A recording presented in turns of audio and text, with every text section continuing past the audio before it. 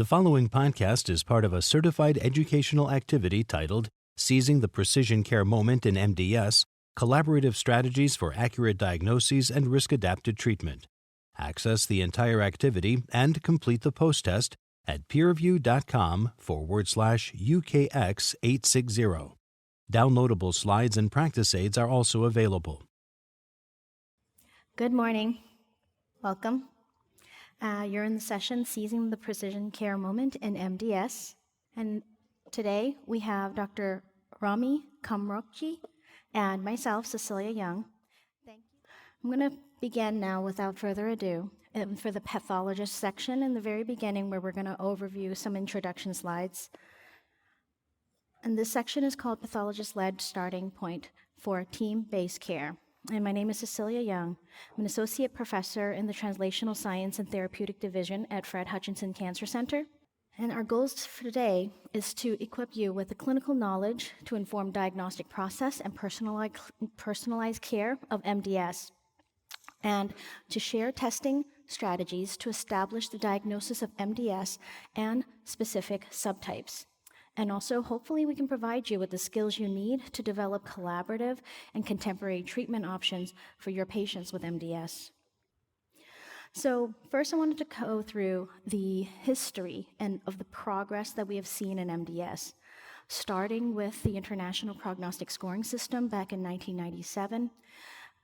Thereafter, we had our first drug, azacitidine, that was approved in 2004. Shortly thereafter, lenalidomide, which is an immune modulatory treatment, and then the second hypomethylating agent, decitabine, approved by the FDA in 2006. And then really there was a hiatus without a lot of treatment that was available for MDS patients until luspatercept, which was approved in 2020. And in that same year, cedazuridine was approved in combination with decitabine. And so really not a lot of treatment options, but we at least now do have some drugs that we can treat our MDS patients with. And there's actually quite a lot of excitement in the field over here, where there's quite a number of targeted therapeutic options that are now in clinical studies that could become available very soon. And so along the way, though, there's also been some modification to the International Prognostic Scoring System with a revision to the IPSS in in 2013 or so. But really the most exciting is recently in 2022, approximately, with the revision adding a molecular information into the IPSS with the publication of the IPSS-M. And Rami will be discussing that later today. However, despite these recent advances, there is a need for better risk-adapted treatment strategies. In the Connect Myeloid Disease Registry, this is a registry comprising of 500 or plus cases. About over 60% of patients with low-risk MDS were diagnosed with moderate to severe anemia, and many of these patients with such severe anemia really received no treatments and supportive care only. And 90% of these patients did not progress, though, to date, and the mortality of half of these patients was directly related to their disease still. And SEER assessed a large cohort, greater than 42,000 patients, in the hazards ratios, and the median overall survival was 11.6 months. The median time to AML was 19.4 months. So there is a need to address this. However, there's a challenge to MDS diagnosis, as we all know, both in the low-grade side of this as well as the high-grade. In the low-grade side, there are overlaps between the non-neoplastic causes of cytopenia, where there is overlap between the other neoplasms. So does the patient truly have MDS, or is there a confounding cause? Is it CHIP or CCUS? And now there are criteria that we'll discuss later.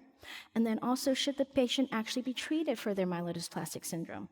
And then within MDS, there are other subcategories, which we will describe later on today. And then there are high-grade, the overlap between MDS and AML. And then Rami will discuss a little bit later about treatment options at that point. And then in the recent WHO updated address on classification and the gaps, what the WHO tried to do was reconsider the nomenclature and really draw boundaries around MDS, particularly those related to CCUS and AML. Also recognize molecularly defined categories, and also the recognition of a hypoplastic MDS, and also reorganization of the schema. And so this is what we mean. And now so here is a comparison of the international consensus classification to the WHO classification. So in the ICC, and in the grand scheme of things, they're quite similar. So for the entities that have lower blast counts, this means less than 5% blast in the bone marrow and less than 2% in the peripheral blood. We have the entities that we are talking about today, low blast and SF3B1. And in the ICC, it is just called mutated SF3B1.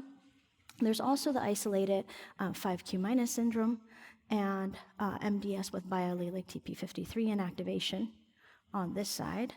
And then in the ICC, they have retained the nomenclature of single lineage dysplasia and multilineage dysplasia, where the WHO has pretty much lumped the single and multilineage together. And then we have those with higher blasts. Now this, in the next slide, I'll go into a little bit more about the comparison, because this is where the blast counts actually change, and there's a difference between the two classification systems. However, the hypoplastic category is new here, and then there is an additional category of increased blasts. The WHO further subclassifies IB1 and IB2. And then there is also a new category of fibrosis here. And so the ICC has the MDS AML category, which has lumped anything above 10%. And then the other category of mutated TP53 here, this one kind of matches this one, the biallelic TP53. And we will talk a little bit about why the TP53s are separated and what the meaning of multiple hit TP53 or biallelic TP53, and what the significance of specifically calling out the biallelics are. Okay, so this slide specifically addresses the question of increased blasts and the differences between the two classification systems. So the WHO over here separates the IB1 versus the IB2. In the WHO, they classify 5 to 9% in the bone marrow, or 2 to 4% in the peripheral blood, whereas in IB2, it's 10% to 19% in the bone marrow, to 5 to 19% in the peripheral blood, or the presence of RODs. Whereas in the ICC, they look at anywhere between 10 to 19%. However, they also identify cytogenetics abnormality in addition to mutations specifically in this category. And so there's a slight difference in the specific blast count, and depending on which system your institution uses, I would recommend that you clarify whether you are calling which entity and by which classification system.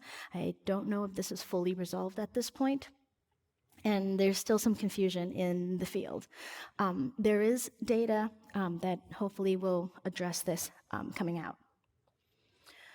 So the new categories in the WHO include a section of clonal hematopoiesis that addresses clonal hematopoiesis, as well as those with persistent cytopenia, and we'll cover this a little bit in the next slide. There's also a new category addressing childhood cytopenias, right here, myelodysplastic syndromes. And so in the differentials of myelodysplastic syndrome, as we think about it, and this is really as we're considering somewhere in the benign versus MDS category, what are the things that you should be thinking about? And this is, of course, the nutritional deficiencies. And personally, I find this to be one of the most challenging differentials to get through. And having to go back into the history, look at nutritional deficiencies, ancillary laboratory tests. What is the iron levels? What is, if there was B12, folate acid, there's copper, zinc exposure, medications, infections, autoimmune diseases, anaplastic anemia history, other types of toxic exposures, and metabolic disorders. Now for CCUS, the definition of this is having a chip clone detected and when there is a presence of persistent, unexplained cytopenias. We typically want to look at the persistence of this chip clone at greater than 2% variant allele frequency. The harmonized cytopenia definition for these entities are listed here, and I won't belabor the point because this is published and well known, but it's here for your reference. For the different myelodysplastic syndrome, this is what was we put up at first for the WHO categories. And again, we separated it into the genetic abnormalities in the 5q minus, SF3B1, and the biallelic TP53, and the morphologically defined. Here, again, we have the blast count requirements, the cytogenetics, and the mutations. Here, I've highlighted, so variant allele frequency. So the SF3B1 mutation should be at a 5% VAF in order to qualify for this entity. So just a small point of clarification there. So, summary of the main changes in the new classification systems is that myelodysplastic syndrome has a new nomenclature, myelodysplastic neoplasm. However, the abbreviation should still be MDS. The MDS genetic subtypes of 5q minus, SF3B1, and TP53 have been pulled out for specific reasons, and I'm going to cover that in the next section here. The former MDS with NPM1 and MECOM arrangements are now defined as AML. Hypoplastic MDS is recognized as a distinct disease subtype. MDS with low blasts, it was a new term that was developed to try to enhance clarity.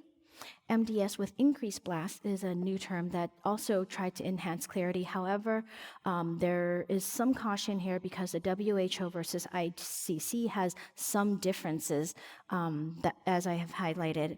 And their terminology of childhood MDS subtypes is now updated, and there is a specific subcategory.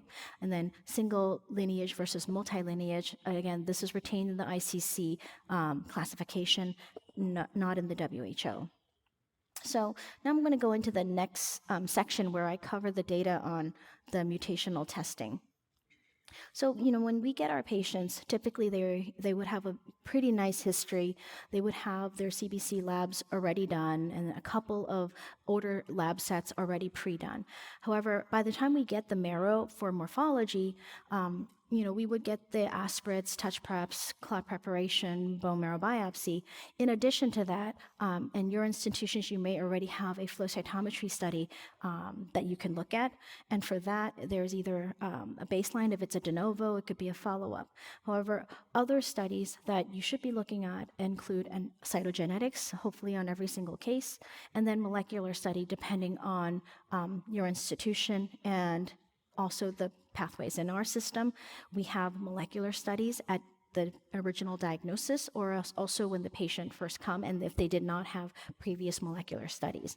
And for molecular, this could be a DNA or an RNA-based panel, depending on the specific disease subtype.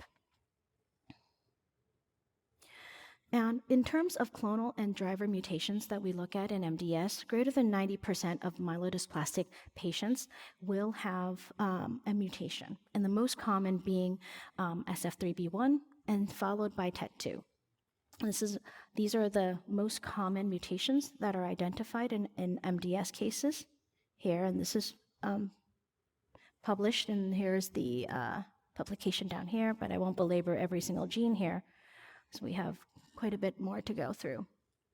However, what's important here, and I think this is a critical study here, in looking at the number of mutations and survival.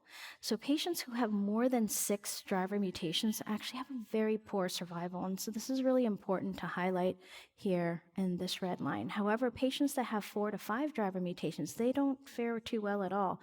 What's curious is that when patients have 1 driver mutation or no driver mutation, they're kind of up here. And so greater than 3 somatic mutations is in the purple line, 3, 4, 5, and 6. So the overall survival of the patients for our myelodysplastic patients are actually quite critical. And so I would say that molecular testing in your MDS patients is very important.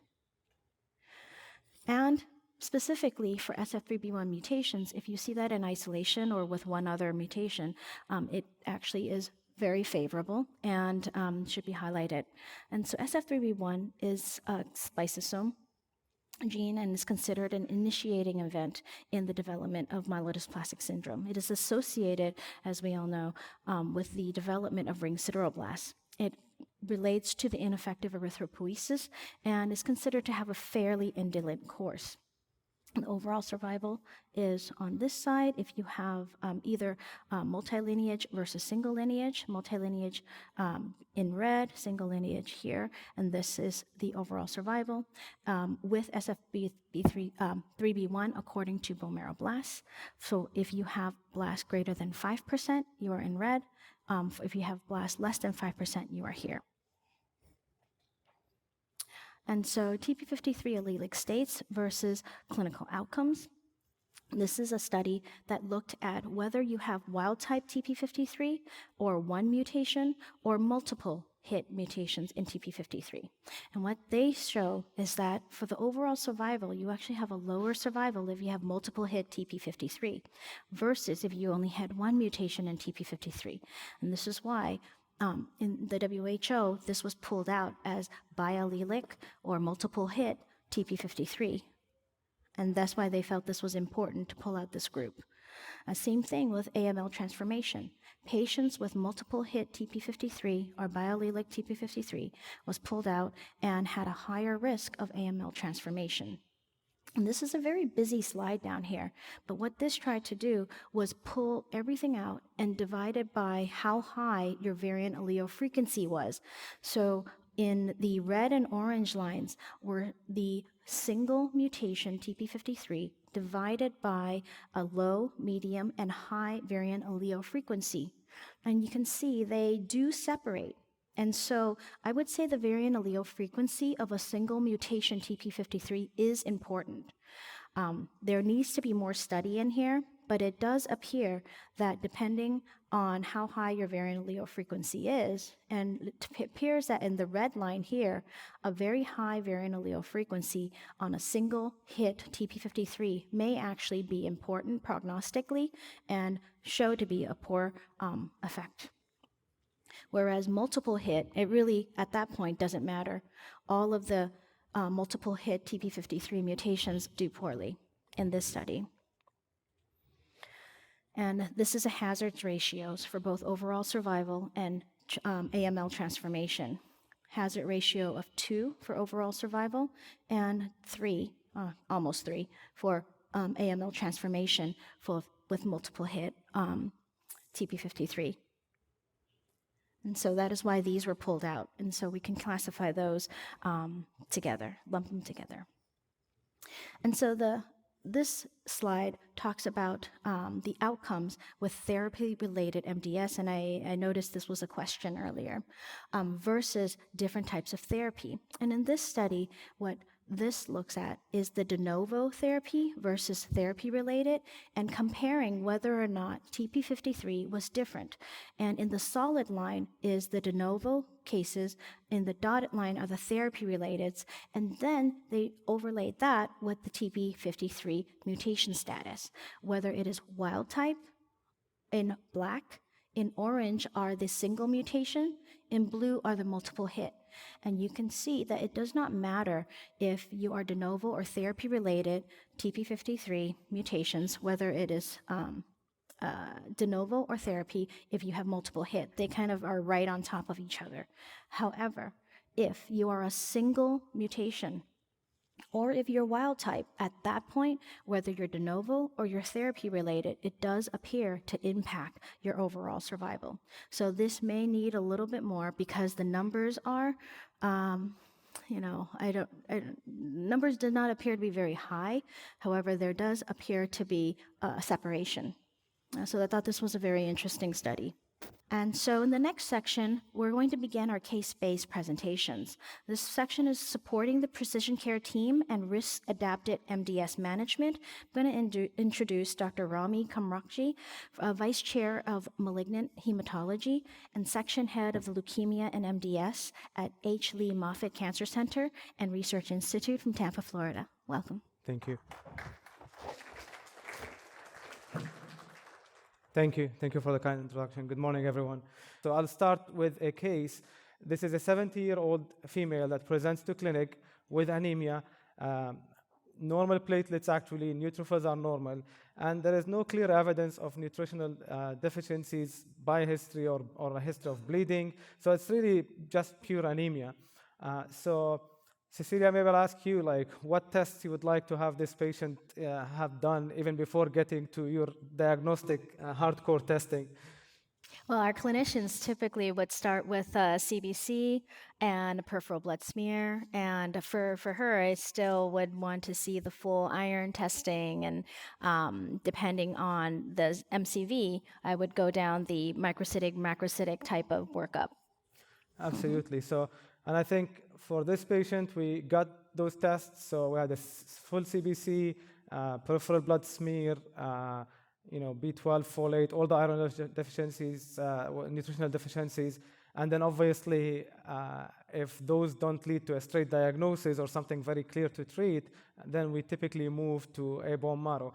My rules also in general, if somebody have bicytopenias or pancytopenias, it's always a good idea to get a bone marrow. If there are circulating blasts, nucleated red blood cells, all those are in my mind a red flag that even if there is some nutritional deficiency, still to get bone marrow, because we see sometimes, somebody that have B12 but still have MDS, for example. And the clinical suspicion is always high. In somebody in their 70s, this is like the median age of they're getting MDS. So MDS is really in the top 5 common causes of anemia in older people. Like, obviously we're looking at iron deficiency, bleeding, maybe renal insufficiency, but MDS is up there as a preclinical suspicion for the disease. So the patient gets a bone marrow, and those are the slides. And as I said, like, I'm not as good, so can you explain to us what you are seeing? Absolutely. There's people in this room that taught me MDS.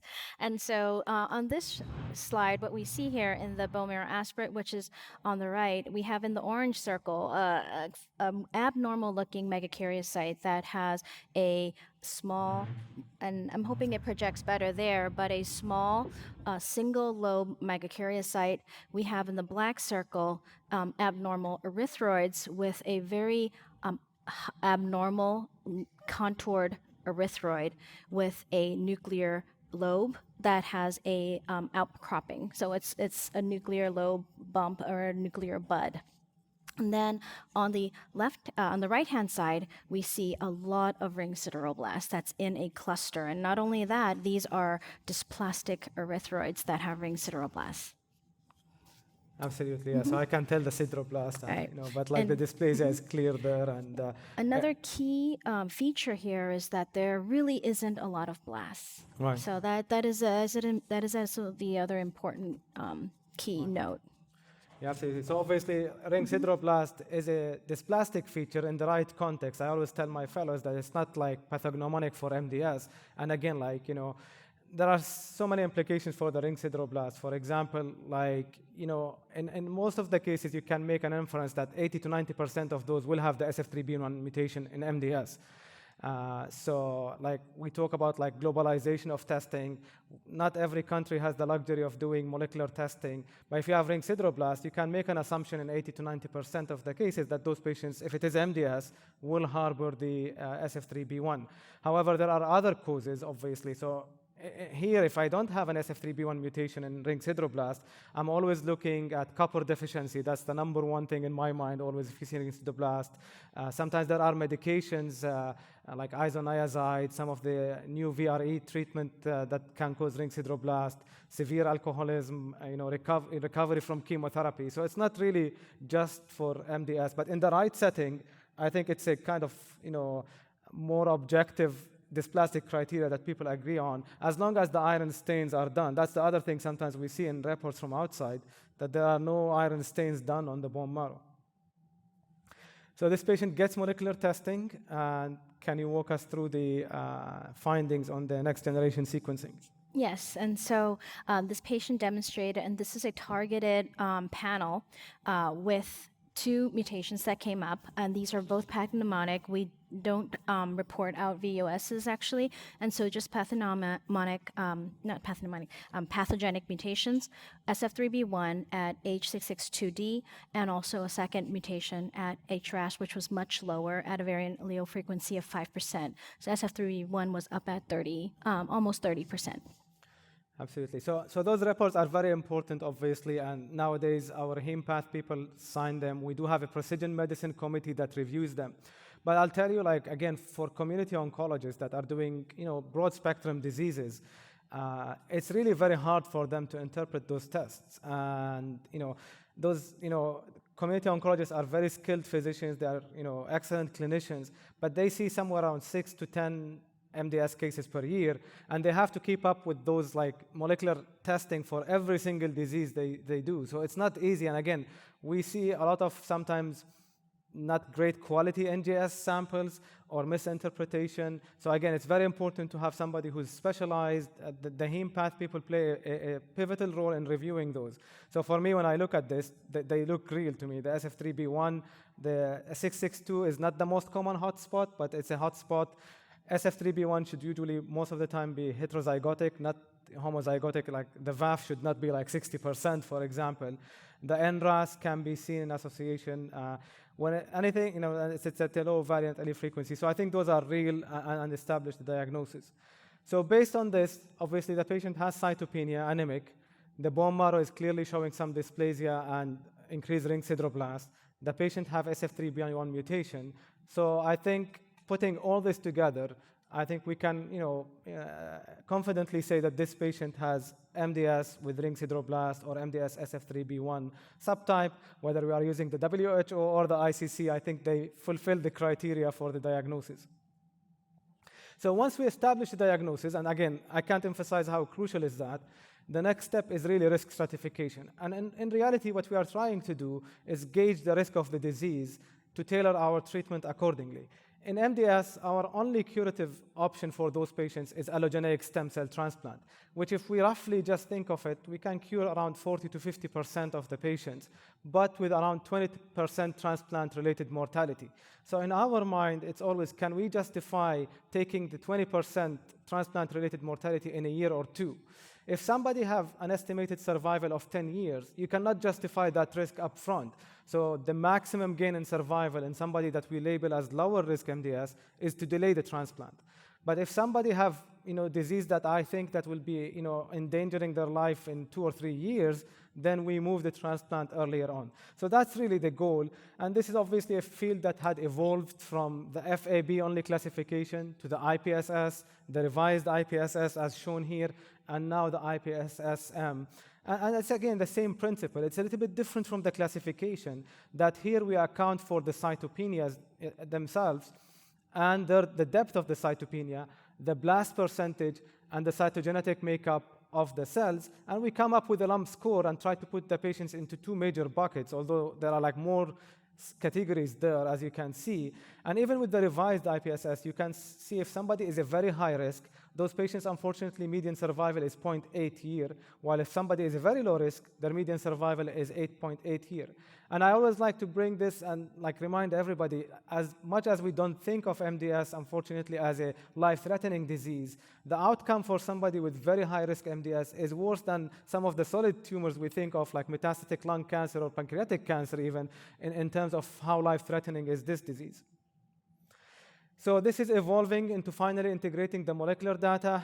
This was a work by the international group that Dr. Bernard presented, and now it's published in New England Precision, that basically used the backbone of the revised IPSS, so the same variant, the cytopenias, the cytogenetics, the blast percentage.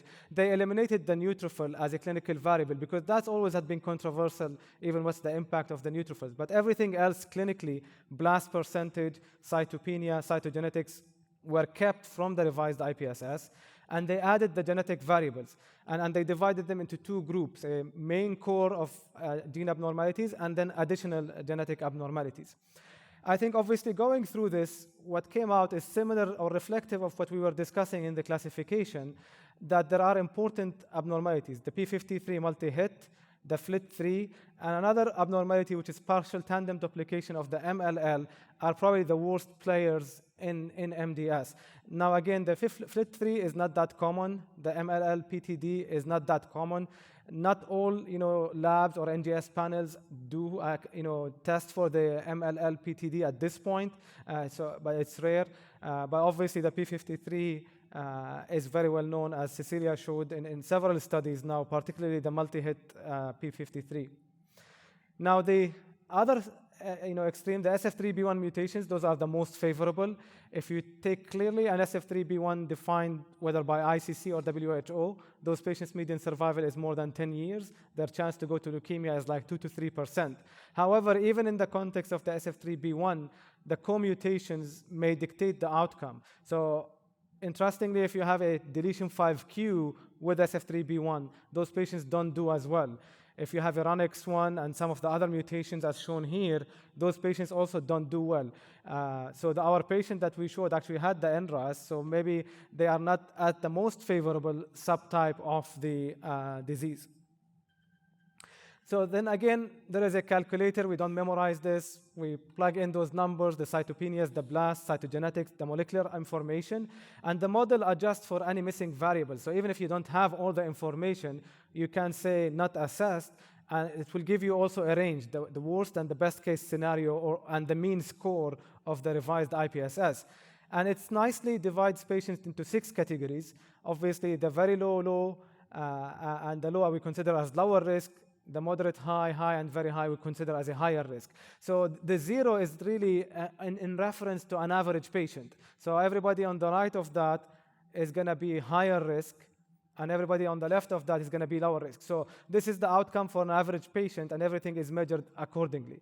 So it's really a very nice tool. It refines the outcome. Several groups have validated that, including ours, showing that it really re-stratifies almost half of the patients, most of the time upstaging patients. I think people are in practice adopting this. Even if you don't have the molecular data fully, there was a paper looking at just using the IPSS-M with just the clinical variables, even without the molecular, because the model allows for continuous blast, continuous blood counts. It actually performs better than the revised IPSS. So you don't have to worry to have all the gene panel that's there. It's still a useful tool for patients. So going back to our patient, actually, if we calculate her, risk model, she just have anemia, the platelets are good, neutrophils are good, there are no blasts, no bad cytogenetics, SF3B1, maybe she'll get into that middle class of the SF3B1, but still in our mind, this patient is going to be a lower risk patient. So historically, our goal in the lower risk is really to alleviate cytopenias for patients, improve anemia, prevent patients to become transfusion dependent. But that's also a moving target. We are starting to think of, can we impact the natural history? Can we prevent transfusions happening from the get-going?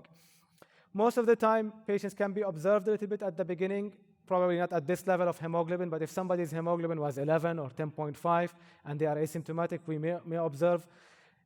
In practice, most of the time, if patients' hemoglobin are 9 or less, we do start treatment because that's really on the edge of getting to transfusions. And obviously, red blood cell transfusions are still, part of the supportive treatment, but being transfusion dependent is really not a good thing, because first, it's always reflective of the biology of the disease. If patients are heavily transfusion dependent, it means that they have a lot of ineffective hematopoiesis, but also a lot of blood transfusions have complications, iron overload, fluid overload, and other complications. So we have other options, and that's why also you will see that some of the classification and diagnosis now reflects on treatment. So this is just a big scheme of how I manage the disease at this point. But basically, you can see that in most of the cases, in lower risk MDS, in 90% of the cases, we are treating anemia. In some patients, the concomitant neutropenia or thrombocytopenia can dictate our choice of therapy, but it's not the primary cause of treatment. Rarely we are treating isolated thrombocytopenia or isolated neutropenia. But you can see, even in our algorithm of our management, the first question we are asking, do patients have deletion 5q? Do patients have ring sideroblast? Because now, del 5q, we are using lenalidomide. Ring sideroblast, we are using luspatercept. Hypoplastic MDS, we think of immunosuppressive therapy. So all what Dr. Young was discussing now is really trickling into our decision on picking or choosing the therapy for those patients. Growth factors like erythroid-stimulating agents, erythropoietin formulations are still used as sometimes a first step. They have roughly around 30–40% response. We typically try them for 8 weeks. If patients are responding, we continue. If not, we should move. There is unfortunately a lot of not better use of those agents, because many times patients will continue on those drugs unnecessarily. Clearly those medications are not working and patients need alternative, and the shift does not happen. So we try to look into that. But roughly around 30–40% of the patients will start with erythroid stimulating agents, and they are a reasonable option. Now for patients, at least at this point with ring sideroblast, we have a newer treatment approved, which is luspatercept. Luspatercept is a fusion trap protein that neutralizes TGF-beta ligands. And TGF-beta ligands tend to be a negative regulator of the terminal erythroid differentiation. So they are blocking the terminal erythroid differentiation. By neutralizing those ligands, you release the terminal erythroid differentiation. So we call them now erythroid maturating agents. So we have erythroid stimulating agents and we have erythroid maturating agents. And luspatercept is the first in class. It was approved based on a study that was done in patients with ring sideroblast, where it showed superiority compared to placebo and transfusion independency, almost approaching 40% of the patients. And now this option is available for patients. One of the most predictors of response is really the magnitude of transfusion burden. So if patients were not heavily transfusion dependent, you can see that almost 80% of those patients would respond. So again, I think the earlier introduction of those agents when patients are starting to become transfusion dependent will yield to higher responses. And now this is even moving forward. So there was a study that looked at luspatercept versus erythropoietin in all comers, but actually patients were stratified, ring sideroblast positive or not. And those were transfusion dependent. The press release on this study that it met the primary endpoint and it's positive, and we are going to be seeing the data at ASCO and EHA, but this also may move this luspatercept treatment even upfront in the field of MDS. Whether it's going to be in all comers or particularly in ring sideroblast, we have to see the data. There are a lot of practical issues, obviously, with using new drugs that basically we have to maximize the dosing, especially if the patients are, transfusion dependent. We often need higher dosing. And the treatment in general is similar to ESA, very well tolerated. Less than 5% of the patients will discontinue. Some fatigue at the beginning. We monitor the blood pressure, but all over, very well tolerated treatment. So our patient here that we discussed actually was started on ESA, which is probably appropriate, had some response, but after 14 months started needing transfusions again, and around 3 units per month. And that's something, as I mentioned, sometimes the community doctors will continue the ESA even beyond the time that clearly it stopped working. So if patients were on erythroid stimulating agents and their hemoglobin went up and then it started gradually dropping with maximizing the dose, and they just started getting blood transfusion or even before the blood transfusion, in my mind, that's probably ESA failure, and we should be moving, not waiting till the patient is to a point where they're getting 3 units of blood per month. So, and obviously, even starting ESA, there is a simple way for us to look at. We look at the endogenous serum EPO and the magnitude of transfusion. If somebody erythropoietin level is more than 500, or they are getting more than 4 units of blood or 2 units of blood per month, their chances of response to ESA is like 7%, or less than 10%. So we really could move to the next step. And you'll be surprised that in more than half of the patients in the community, they don't even get endogenous serum EPO level at baseline that we can look at. Now, obviously, after ESA failure, as we mentioned, the guidelines now separate. If patients have ring sideroblast, if they have deletion 5q, then the treatment is tailored according to that. This is longer-term follow-up from the medalist study showing the benefit and the extension of durability of the response with luspatercept, and patients can have more than a year actually benefit. we see the patients stopping needing blood transfusion. Their hemoglobin goes to the 9-10 range. Sometimes they go 6 months without needing a blood, but for some reason, maybe infection or bleeding, they need one transfusion, but then they could have another 6 or 12 months of an extended benefit of those treatments. By the end of this year or early next year, hopefully we'll get another drug approved for lower risk MDS called imetelstat. This is a telomerase inhibitor. In MDS, telomere length is shortened, so by further inhibiting the telomere, it's almost like the synthetic lethality principle. This has been tested in lower risk. It was tested in a phase 1, phase 2.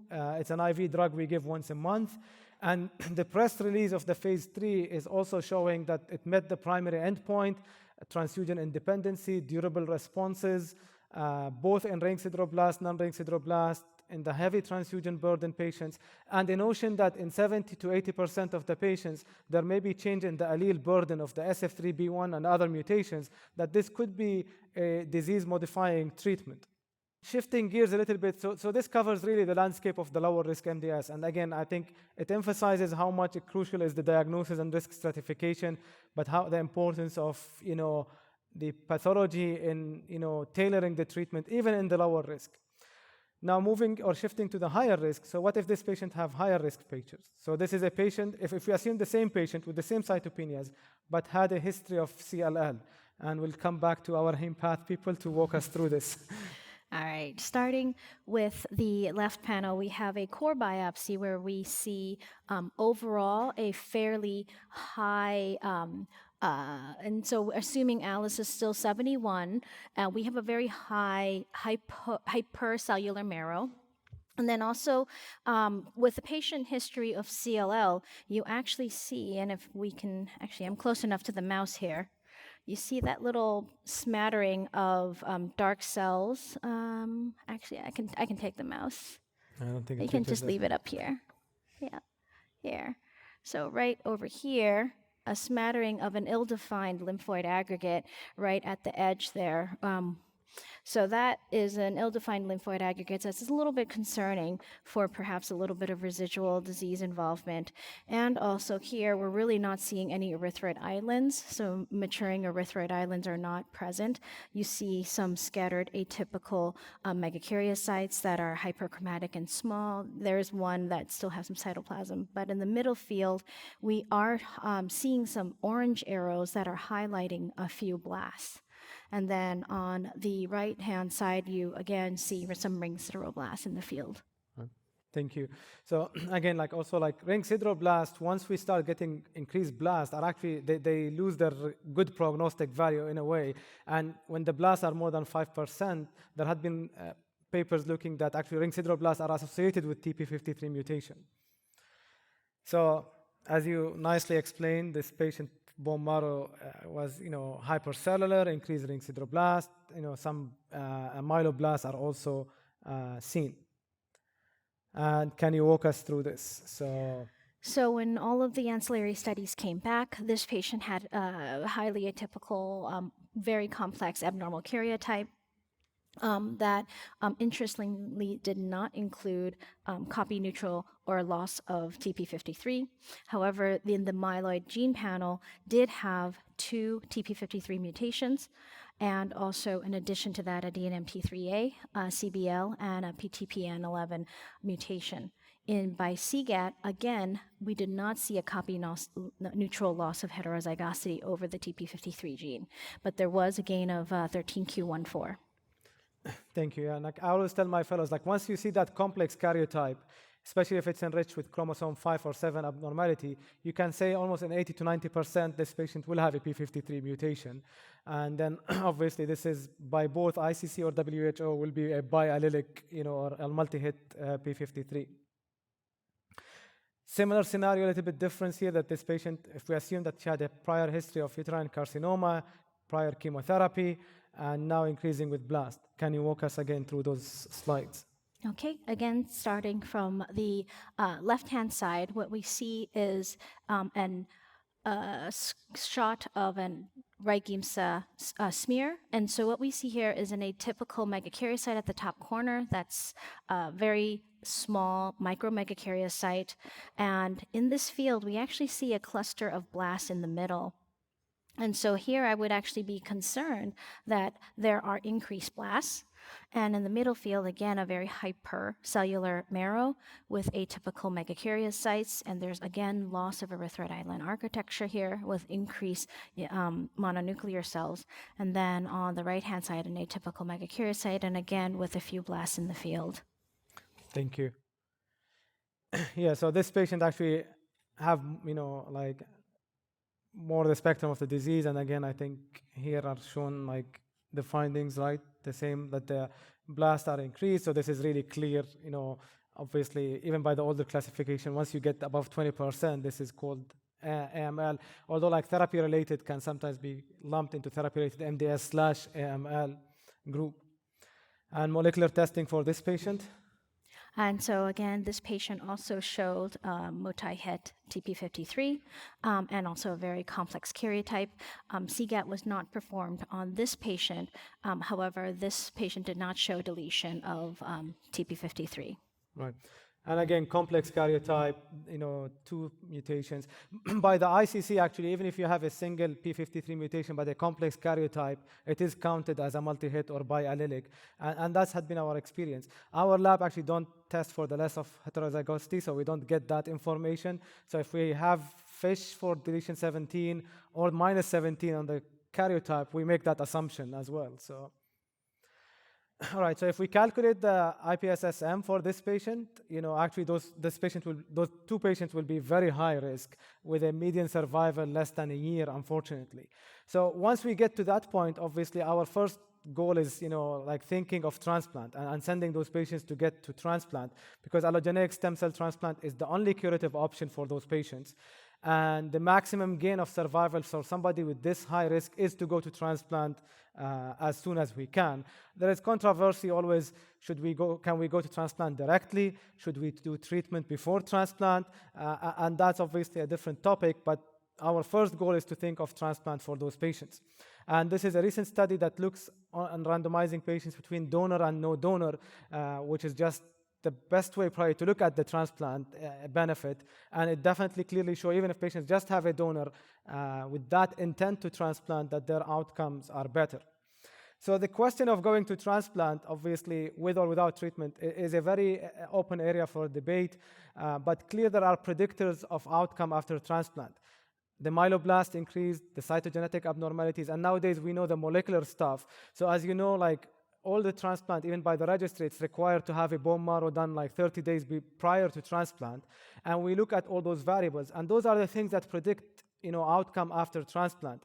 So in our experience, if you have a detectable P53 abnormality, particularly if that variant allele frequency is high, going to transplant, there could be almost 70 to 80% chance of recurrence in the first year.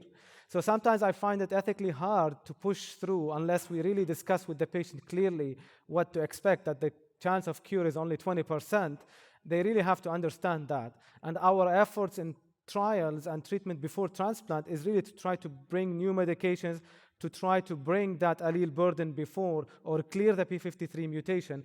And this is some obviously small numbers, but our data, taking patients to transplant if they clear the P53, and this is standard NGS, this is not even MRD, so just going below the 10 or 5% level, and you can see that their outcomes are way better than not. In patients that do not clear the P53, I'm not sure that we are even seeing in our data the impact of the transplant. So again, just emphasizing the importance of how we are even factoring those molecular testing in the decisions to take patients to transplant or how to tailor the treatment before and even considering after transplant.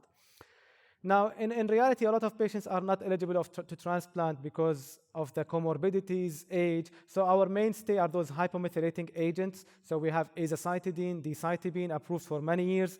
The original studies showed around 2 years survival in higher risk MDS. The real world data has never been able to even duplicate that 2 year. In the SEER data, the median survival for those patients is around a year. In our database, it's somewhere around 17 to 20 months, but in a way that's biased. So really an area of unmet need that we really need to do better than a year and a half expected survival for those patients. And when those azacitidine or decitabine stop working, the average survival for patients is only 4 to 6 months. Now we started having some oral medication. So decitabine that we've been using for many years as IV is available as oral medication, almost 100% bioavailable. So patients can take a pill actually that's equivalent exactly to the decitabine. That makes it easier. It can propose its own challenges because the co-pays on oral medications are different for patients than IV medications. But it still have the same effect. It's myelosuppressive, so we stress to patients that they have to come weekly to check blood tests and get the monitoring. And what we are moving into is hopefully to change the standard of treatment to have doublets or triplets with the backbone of hypomethylating agents. And there had been several trials. I'll just mention two as a flavor for this, where we are moving to, and the two studies that we are really, by the end of this year or early next year, waiting on the readout of phase 3 that could change the landscape of the treatment. So one of the approaches is really adding, treatments or immune checkpoint inhibitors to hypomethylating agents. And there had been several trials with the PD-L1, PD-1 inhibitors with limited success. But the one that we've really had seen successes in phase 1 and 2 is this CD47 blocking approach. So as you know, CD47 is a receptor. We call it the don't eat me signal. So it's expressed on cells that prevent the macrophages from engulfing the cells. If you block the CD47, you'll allow the macrophages to engulf the cells, and this turns to be overexpressed in MDS cells and in leukemia cells. So by that targeting that, you are having a kind of immune checkpoint inhibitor using the macrophages. There has been phase 1, phase 2 studies showing almost doubling of the response rates to azacitidine, a little bit more durable responses, and the most important finding that it seems to be agonistic of the mutations. So patients with P53 responses and durability of response seems to be equivalent. So now this is finished phase 3. We are waiting on the readout. If that's positive, it will lead to the approval. There is no request of like staining for the CD47, so forth, or something like that, but there is some request for like blood typing for those patients. It's similar to what we have with like daratumumab in multiple myeloma, so it needs special blood banking. The main side effect of those CD47 antibodies, and there are like several of them in development now, is hemolysis on target, because the mature red blood cells express CD47. So when you treat at the beginning, you have to ramp up the dose, you see a lot of hemolysis, and then go from there. The other drug that's in development is venetoclax. This is a drug now approved for AML, but we use it in MDS. The data looks promising, doubling again the responses.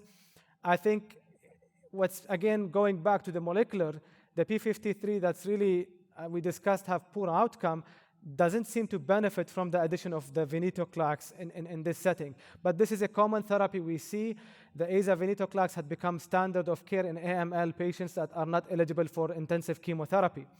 But what we see in the community that, again, people were used to do azacitidine for 4 rounds and then repeat a bone marrow to assess the response. And sometimes they are doing the same. We emphasize that the evaluation for the bone marrow should be done very early in those patients with aza-venetoclax. Like in the first month, we repeat a bone marrow. Many times those patients' bone marrow is hypocellular and the blasts are gone. So we tell the patients to hold the treatment till recovery and then we restart. I've seen, unfortunately, patients getting 4 rounds of aza-ven full dosing. There was no repeat of a bone marrow, and the patients come almost with ablated bone marrow fungal infections. So it's important also to bring it up to the clinicians that maybe we should be looking at bone marrows earlier when we are doing aza-ven. And again, there is a phase 3 trial that finished accrual in MDS. The treatment is available in AML.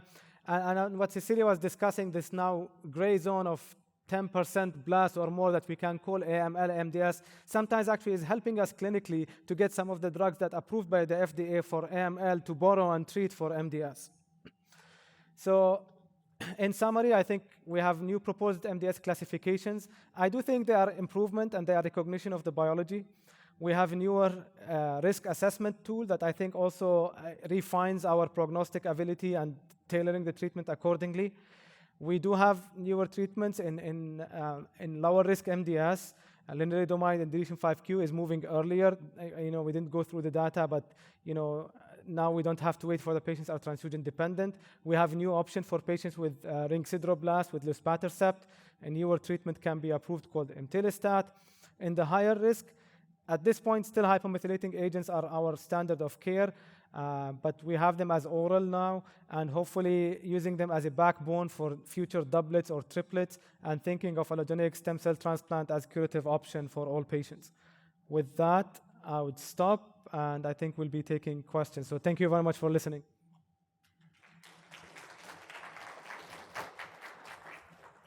Thank you. So we have quite a lot of questions. So the question, are we starting treat MDS much earlier with new MDS-AML classification? And do we have enough evidence for this approach? To some extent, yes, obviously. Now, even in the CCUS, we have, at least on trials, the best evidence is probably in deletion 5q with this RevCentra study, when we don't wait for the patients to become transfusion dependent.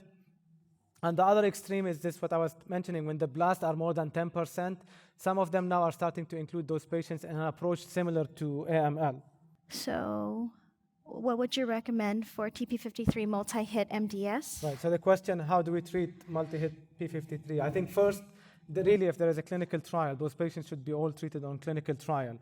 As I mentioned, those patients actually don't benefit at least from the AZA-venetoclax combination unless maybe for a higher response to go to transplant. So we don't recommend generally using venetoclax for all P53 mutant. If they are going to transplant, we recommend going to a clinical trial or hypomethylating agents to decrease the allele burden. And we encourage those patients to go on maintenance clinical trials after.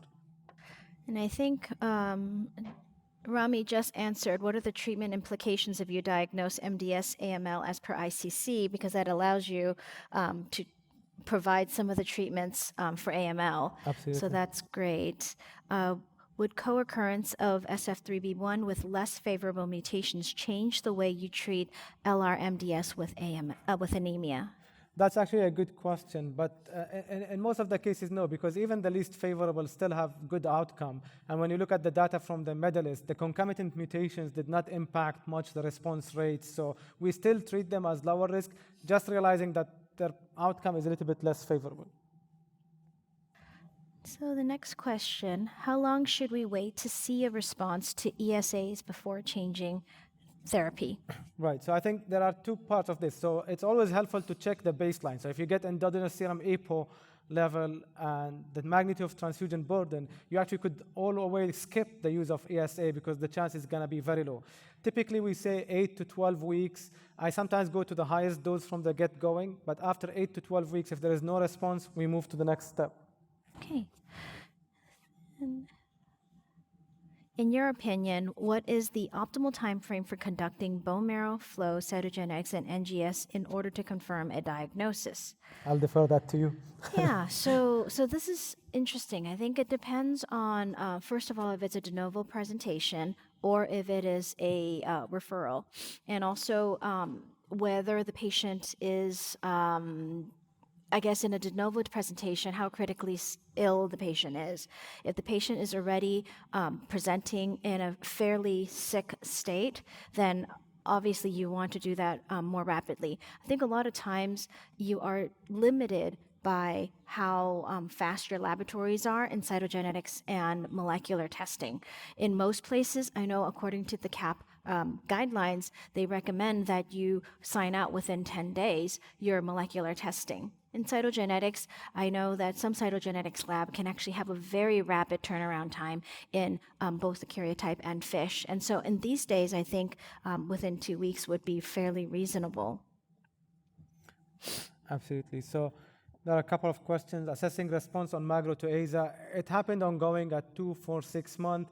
And some of the responses, the best response can increase with time because the criteria require a complete count recovery, hemoglobin even in MDS actually above 11 to call it as a CR. So sometimes patients' blast will go down and below 5%, but their hemoglobin is 10.5. You cannot call that a complete response, but in 2 months they will be. So it was ongoing. And the related question, do we stain? The study actually did not require staining for CD47. So I think it's highly expressed in the MDS-AML patients. All right, and so do we want to tackle some of the other questions on the bottom here? Yes, we have 2 minutes. So. All right, so how to effectively collaborate with precision care teams to develop guideline-based treatment plans? I think what we did now is illustration of that is really like, I think hopefully this emphasizes the message of the importance of diagnostics, molecular testing, and how sophisticated is this. Like I just do MDS for living, and I can barely keep up with this. We have precision medicine committee. We have people that interpret those results, and maybe you can walk us through like what you do, because you are telling me like how well organized the flow for those things and how you invested to get one report together. Right. And so at Fred Hutchinson University of Washington, we have organized a couple of things that we do together. Number one, we have developed a pathway system, which is kind of governed by a committee of hematologists, oncologists, in addition to pathologists, which determine what testing all of our patients would get, depending on if they're de novo, if they're referral. And that is a pathway that ensures all of our patients gets the ancillary test that is needed for their care. That's one.